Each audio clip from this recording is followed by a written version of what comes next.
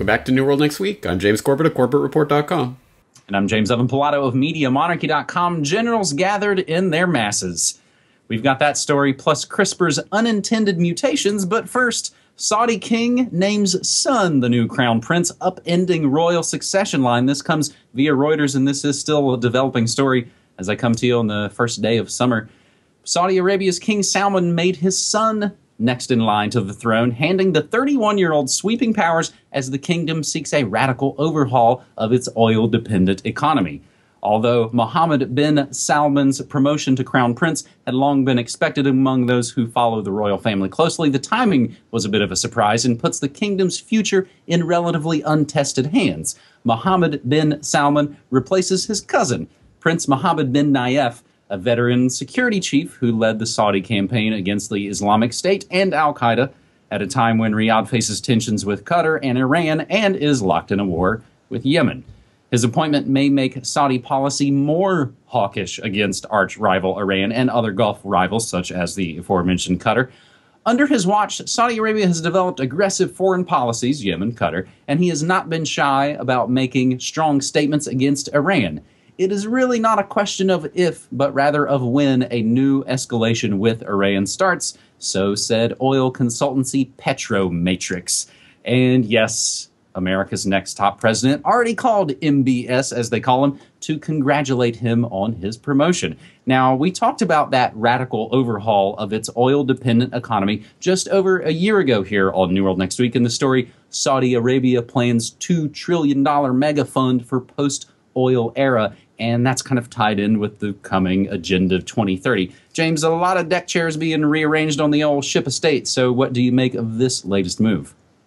Well, it is interesting, and it does, as you say, upend over half a century of tradition of succession here. And to be fair, I suppose it's not the first time that King Salman has changed the succession order. When he came in a couple of years ago, he deposed Prince Mukrin in favor of Mohammed bin Nayef, and now he's deposing Mohammed bin Nayef in favor of Mohammed bin Salman. So another change, but this time a more significant one, because of course the succession line has been going horizontally through the sons of the founder of the Saudi royal family. Now they're moving on to the grandchildren generation, so they're moving down a generation. This means that if and when King Salman kicks the bucket, there will be a exceptionally young king in charge of the country for the first time in a very long time, and with potentially decades ahead of him to rule the country and implement his Saudi Vision 2030. And you mentioned that before. In fact, he was the one who wrote Saudi Vision 2030. He was the architect of it, and I will put a link in to Al Arabiya, where they have the full text of Saudi Arabia's Vision 2030, where you can read all of the ambitious things that he's written about that he wants to bring about in the next 10 years or so in the Saudi kingdom. But I think probably the most important thing to note is that MBS was the defense minister, or is the defense minister, who is the architect of the Yemen war, which no matter which way you look at it, even if you are a Saudi thinking about Saudi's interests and those, fighting that proxy war against Iran, because that's what we know it's all about, blah, blah, blah. Even from that perspective, that militaristic perspective, it's a total disaster. The Saudi kingdom having spent billions of dollars on this and devoted all these resources to essentially arrive at some sort of a stalemate at this point, where the Houthis are still in control of the capital, and they haven't really accomplished what they set out to accomplish. So I don't think that's something he necessarily wants to put as front and center on his resume. Another interesting aspect of this is that not only was Mohammed bin Nayef deposed as the next in line of succession, he was also taken out of his role as interior minister and replaced with Prince Abdulaziz bin Saud bin Nayef. So I'll put a profile up of him. That's an interesting little move as well, because not only to lose the line of succession, but to lose the interior minister post, which had been a pretty important part of the Saudi deep state, but it has been sort of defanged in recent years and even in recent days with some moves that have been made. So there's definitely a shakeup that's going on right now in Saudi Arabia, but unfortunately for the rest of the world, it does not mean a nicer, happier Saudi Arabia. I mean, certainly, as what you were quoting there, Iran is in the crosshairs, and the whole Qatar brouhaha and all of that is just part of that. So I wouldn't expect a huge change on that front from MBS. And I was even talking on my own morning show this morning about Yemen and the code black situation for cholera going on there. So speaking of a militaristic perspective, we move to our second story this week on New World Next Week, episode 314, with another article from our friend Brandon Turbeville on Activist Post. World on precipice as Russia threatens to shoot down U.S. jets and the U.S. refuses to back down. The world is perhaps closer now to World War III than it's been in 5 decades, as the situation in Syria is heating up yet again. In just the last few days, 3 to 4 days, the United States has attacked the Syrian military, shooting down a jet. Iran has launched missiles into Syria. Russia is threatening to shoot down American planes, and the U.S. is just digging in its heels and continuing to threaten and provoke both the Russians and the Syrians. That's pretty much the micro version of the situation, a prime situation in which the U.S. may decide to conduct a strike against Syrian military forces or otherwise invade the airspace designated by Russia as off-limits, thereby calling Russia's bluff in regards to its threats. James, there's a lot of threats going on, and again, each move seems to kind of ratchet it up, and we know full well, just as we've already sort of seen, that America's next top president won't hesitate a moment to start launching missiles with whatever the mad dog and the generals gathered in their masses suggest for him to do. James? It seems that we keep going back to Syria when these dramatic escalations occur, and that is because they continue to escalate. It's hard to overestimate how important this is, and it seems on an hourly basis now, crazier and crazier stories are coming out. We have the shoot down, and then we have Iran shooting some missiles into Syria, which is a significant step as well. We have numerous reports in the last few days of pro-Assad drones, which is the way it's generally described in the Western MSM, i.e. drones, Iranian or otherwise, that are operating in the Syrian theater that are being shot down by the U.S. You have Russian pilots buzzing F-16s in increasingly hairy situations. And, of course, in the immediate wake of this shoot-down, which did not involve the U.S. using its deconfliction line with Russia to warn of potential activity before it occurred, we see Russia basically coming out and saying they're going to target any flying objects over Syria where its air force is active. Could you think of a scarier situation in terms of maintaining some shred of peace in the world other than being on that kind of knife-edge trigger? And even that, I mean, that did send the Pentagon into a bit of a tizzy, and they announced that they were going to try to reestablish the deconfliction line with Russia as soon as possible. I haven't heard any update on that, but I will throw in a link to a TruthDig article, Can the U.S. Establish a Deconfliction with Russia and Syria? I will also throw in a link to, I think, an important report for people who are confused by the kind of on-the-ground movements that are going on right now. There's a report on Al Monitor, the geopolitics behind the race for eastern Syria, talking about the different players and factions and where they're lining up and what's going on. Part of this, I think, has to do with the U.S. and their ally/proxies trying to carve out a piece of Syria that they don't want the Syrian government to come in. I mean, they're both fighting ISIS, right? Ha ha ha. But the U.S. and the Kurdish portion that they're fighting with want to carve out their little piece of Syria that presumably will maintain their little piece of Syria no matter, towards the end goal of actually getting rid of ISIS. So there's definitely some geopolitics that are going on right now, and these are extremely important moves that really do put everything on a knife edge. Horrible, horrible developments here, and I would love to say that there's an easy way to climb down from this, But at the moment, there doesn't seem to be, and I've even seen some reports of some Russian diplomats canceling meetings in Washington and things like this. So it just continues to escalate and ratchet up and up and up and up.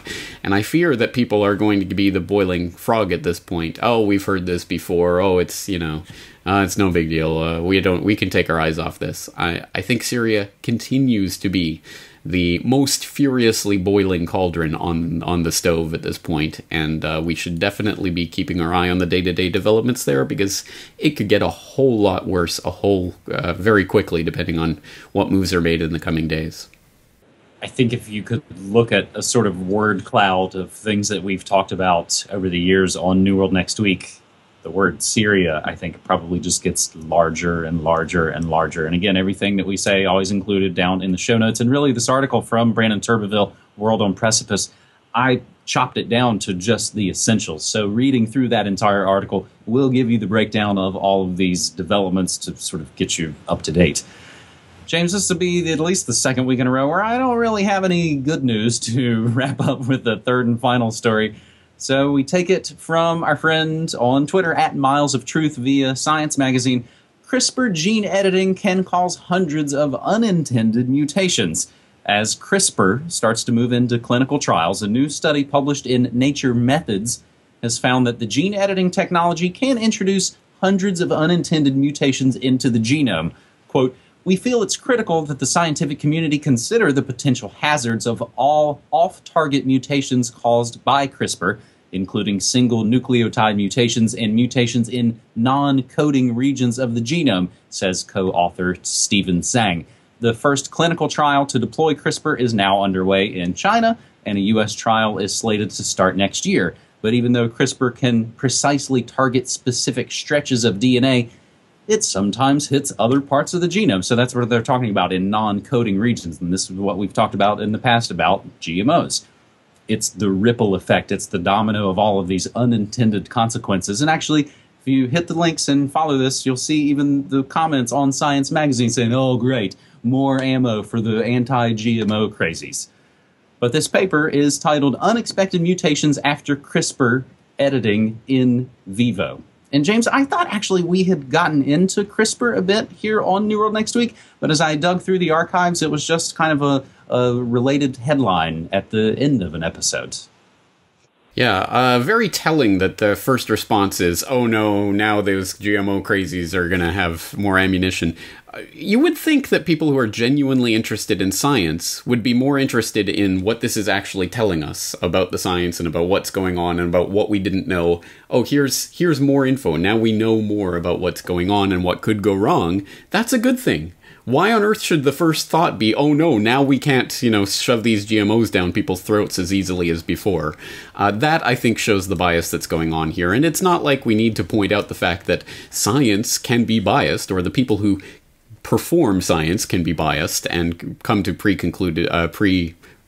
basically work towards conclusions they've already worked out in their mind. But at any rate, there's more examples of that. For people who do want to hear the crazy anti-GMO people's version of what this is about, you can go to gmwatch.org, which has an article, CRISPR-Induced Mutations, What Do They Mean for Food Safety? And a short excerpt from that is, I agree that the whole genome sequences of gene-edited organisms must be submitted to biosafety authorities, and if the whole genome sequence did not show any additional mutations / off-target effects other than those intended, this would be somewhat reassuring. However, it is highly unlikely that this will ever be the case. It is a matter of how many off-target mutations there are, rather than a matter of their total absence. The technology is not perfect. It will in future become less prone to off-target effects as it is refined procedurally, but it is extremely unlikely that it will ever arrive at a point where only the intended change will result. Which, right there, is the point. We will never have a 100% complete perfect technique here, at least not with CRISPR, and we have to take that into account into anything that you're going to do with this, because there are going to be off-target effects, and you cannot plan for them, you cannot calculate them, and once they're out in the wild, they're out in the wild, guys. Nothing you can do to put that genie back in the bottle, as we've seen many, many, many times with the spreading of these GM organisms, despite best efforts of the people handling these trials. And just to put a little bit more humility into our most basic precepts of what we think we know about these types of techniques and things, this just out from sciencealert.com, DNA replication has been filmed for the first time, and it's not what we expected. Surprise, surprise. The pull quote here, it undermines a great deal of what's in the textbooks. So there are, I'll let people read through that, but even some of the most basic things that we have assumed, well, it must be like this, once we actually get a sight of it, oh, wait, it's actually not like that. Oh, well, okay. So everything we thought we knew is wrong. And of course, this is science. This is how it works. We discover things that are new and that completely change our understanding of what went before. It happens all the time, and that should be expected by anyone remotely familiar with what science is. But of course, as I just said, there are people who have their predetermined conclusions that they want to come to, and any new piece of information that undermines that, oh no, what will the crazies do with this information? So let's maintain our anti-scientism stance, where we do not treat scientific consensus as it exists in this current moment as the truth and the only possible truth. And let's maintain our humility, and let's definitely apply that to these genetic monstrosities that are being created in labs that, oh, by the way, isn't a perfect 100% laser-like precise editing tool. It's actually a sloppy tool that will create random mutations. Speaking of performing science, I've got a couple of relateds. One, a scary new one, another one from Activist Post, filed under the Department of What Could Possibly Go Right. Scripps scientists publish how they made bird flu more transmissible. So that's now all out there in public. See, James, we ask, for them to publish their reports, so they're just giving the people what they want, right? The other is a flashback to something I reported on last fall, and it's in the Media Monarchy archives, and it came again from Science Magazine. The Hollywood Reporter reports Jennifer Lopez set to produce new NBC bioterror drama, at this point called CRISPR.